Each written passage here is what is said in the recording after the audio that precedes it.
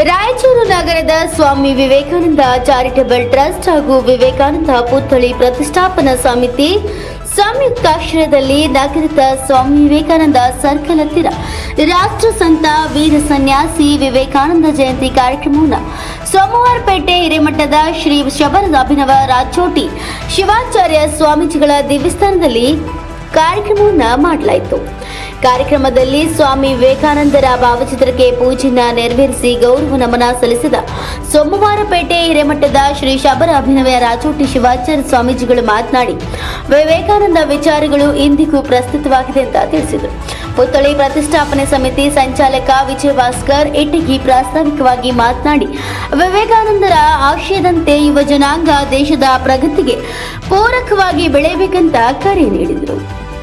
ಗಾರದಿಂದ Veeranagouda, NKTV4 bureau report, Raichur. Swami ವಿವೇಕಾನಂದರವರ 163ನೇ ಜಯಂತಿ ಮಹೋತ್ಸವ. ಜಯಂತಿ ಅಂದರೆ ಏನು ಅಂತ ಕೇಳಿದರೆ